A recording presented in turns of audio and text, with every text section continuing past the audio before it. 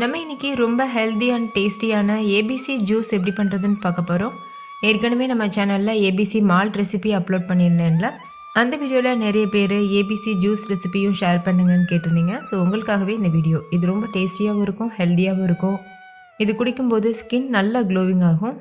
Okay, வாங்க இப்போ இந்த ரெசிபி எப்படி பண்ணுறதுன்னு பார்க்கலாம். ஹாய் ஃப்ரெண்ட்ஸ், என் பேர் Abhi. Welcome to Indian recipes Tamil. வீடியோக்குள்ள போகிறதுக்கு முன்னாடி நம்ம சேனல் இந்தியன் ரெசிபிஸ் தமிழை சப்ஸ்கிரைப் பண்ணிக்கோங்க. கூடவே இருக்க பெல் சிம்பலையும் கிளிக் பண்ணிக்கோங்க.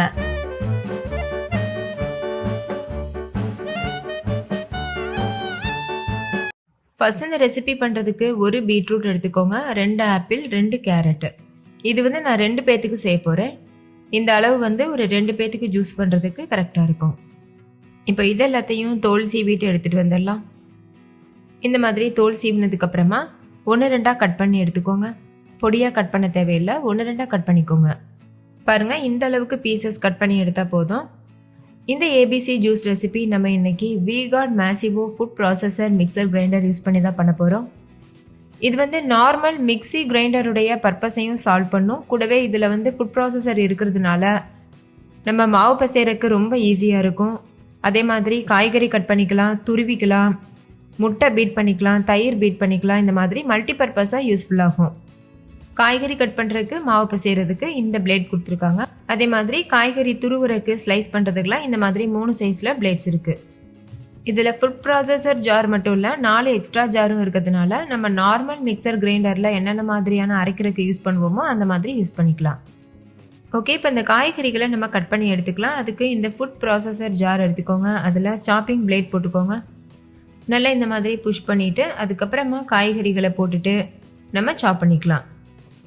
இப்போ நார்மலாக மிக்சி ஜார் ஃபிட் பண்ணுற மாதிரி ஃபிட் பண்ணிவிட்டு இந்த மாதிரி ஒரு லிட் இருக்கும், அதை நல்லா டைட்டாக க்ளோஸ் பண்ணிவிட்டு அதுக்கப்புறமா தான் ஆன் பண்ணணும். ஃபுட் ப்ராசஸர் மோடில் வச்சு நம்ம இதை சாப் பண்ணி எடுத்துக்கலாம். இதில் விப் ஆப்ஷன் இருக்குது, அதுக்கப்புறமா ஆஃப், அதுக்கப்புறம் food processor mode 1 2 3 speed mode அதுக்கப்புறம் இருக்குது. நீங்கள் முட்டை விப் பண்ணணுன்னா விப் மோடை யூஸ் பண்ணிவிட்டு முட்டை விப் பண்ணிக்கலாம்.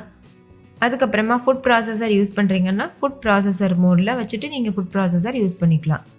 அதுக்கப்புறம் நார்மல் மிக்சர் கிரைண்டரில் இருக்கிறது மாதிரி 1 2 3 ஸ்பீட் இருக்குது.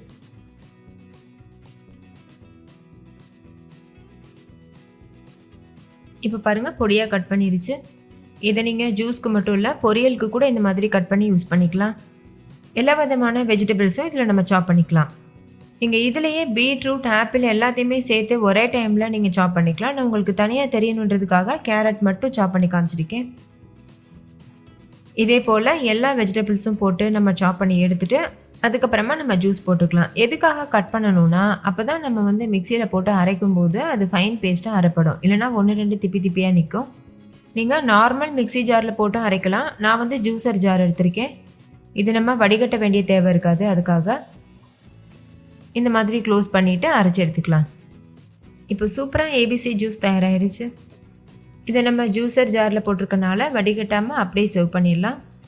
நீங்கள் தண்ணி ஊற்றாமல் அரைச்சி அப்படியேவும் குடிக்கலாம், அப்படி இல்லைன்னா தண்ணி ஊற்றி அரைச்சி கூட குடிக்கலாம். இப்போ பாருங்கள், பார்க்குறக்கே கலர்ஃபுல்லாக டேஸ்டியான ஏபிசி ஜூஸ் தயாராகிருக்கு. இதை நம்ம இப்போ சர்வ் பண்ணிடலாம். கண்டிப்பாக நீங்களும் இதே மெத்தடில் ட்ரை பண்ணி பாருங்கள். ட்ரை பண்ணி பார்த்துட்டு டேஸ்ட் எப்படி இருந்ததுன்னு கமெண்ட்டில் சொல்லுங்கள். தொடர்ந்து ஒரு 15 டேஸ் நீங்கள் குடிக்கும்போதே விசிபிளான ரிசல்ட் பார்க்கலாம். ஸ்கின் நல்லா க்ளோவ் ஆகும், ஸ்கின் நல்லா ஹெல்த்தியாக இருக்கிறது ஃபீல் பண்ணுவீங்க. உடம்புக்கு நல்லாவே எனர்ஜி கொடுக்கும்.